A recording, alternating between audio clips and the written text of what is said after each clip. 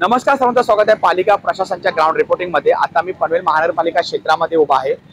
मी कॅमेरामॅनला सांगेल थोडा मागचा रस्ता कळा। सीएनजी पंप आहे आणि सीएनजी पंपच्या पनवेल सायन रस्त्यावरून हा रस्ता डावीकडे सीकेटी कॉलेज जे आहे, सीकेटी बीसीडी कॉलेज आहे, म्हणजे नवीन पनवेलमध्ये जातो, खांदा कॉलनीमध्ये जातो। आणि हा सबवे आहे, तुम्ही पाहू शकता।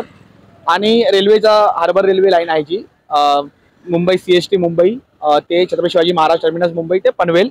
तर हा जो सबवे आहे ना, तो हा सबवे संदर्भामध्ये आज बातमी बनवण्याचा विषय आहे। महत्त्वाचा म्हणजे की हा सबवे आहे वर्षानुवर्षे याच परिस्थितीमध्ये आहे। या सबवेमध्ये पहिली गोष्ट म्हणजे या सबवेमध्ये लाईट नसते, विद्युत इलेक्ट्रिसिटी नसते। दिवस असू दे किंवा संध्याकाळ रात्र असू दे तरी सुद्धा या सबवेमध्ये या जो सबवे आहे त्या ठिकाणी अंधार असतो आणि या अंधारामुळे या ठिकाणी मोठ्या प्रमाणात अपघात घडतात। त्याचप्रमाणे हे कॉलेजचा रूट आहे, म्हणजे हा रस्त्याचा वापर सर्वात जास्त जे आहे ते कॉलेज विद्यार्थी करतात। आणि या ठिकाणी तुम्ही पाहू शकता की पूर्ण अंधार असतो या सबवेमध्ये आणि त्याच्यामुळे टू व्हीलर्स वाल्यांचे सर्वात जास्त अपघात इथे होतात। याच्या अगोदर सुद्धा आम्ही ही गोष्ट निदर्शनास आलो होती मौखिकदृष्ट्या की रेल्वे प्रशासनाला आणि इकडचे जे खासदार आहेत श्रीरंग बारणे त्यांच्या निदर्शनाने आणून दिली होती की हा जो सबवे आहे सबवेची हाईट वाढवणं गरजेचं आहे किंवा याची डेप्थ वाढवणं गरजेचं आहे, जेणेकरून इथल्या नागरिकांना या सबवेचा विविध प्रमाणात मध्ये वापर करणं योग्य राहील। आणि सर्वात महत्त्वाची गोष्ट म्हणजे की हा जो सबवे आहे हा दोन शहराला जोडणारा सबवे आहे, म्हणजे पनवेल आणि खांदा कॉलनी न्यू पनवेल आपण बोलू शकतो त्यांना जोडणारा हा सबवे आहे आणि सर्वात शॉर्ट रूट आहे।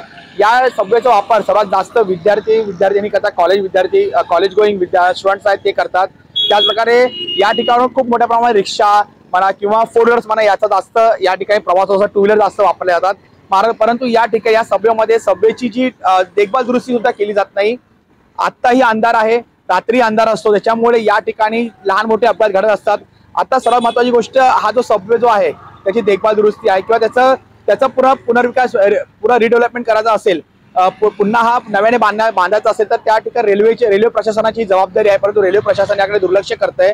आणि सर्वात महत्त्वाचं म्हणजे खासदार श्रीरंग बारणे जे आता विद्यमान खासदार आहेत, जे 2014ला सुद्धा खासदार होते, आत्ताही खासदार आहे 2019 पासून, याच्या पुढे सुद्धा ते खासदारकीसाठी निवडणुकीसाठी लढण्यासाठी त्यांना आता पुन्हा तिकीट मिळालेली आहे। तर असं असताना सुद्धा या ठिकाणी म्हणजे स्थानिक खासदार नसेल तर कोणत्या क्लिष्ट गोष्टींना सामोरं जावं लागतं हे जर मूर्तिमंत उदाहरण म्हणजे हा सबवे आहे। तुम्ही पाहू शकता वरतून रेल्वेची सातत्याने ये जा चालू असते। पावसाळ्यामध्ये तर या सबवेची परिस्थिती अत्यंत गंभीर असते, या ठिकाणी पाणीही इथं जमतं, त्याच्यामुळे फोर व्हीलर येण्यासाठी टू व्हीलर येण्यासाठी लोकांना नागरिकांना त्रास होतो।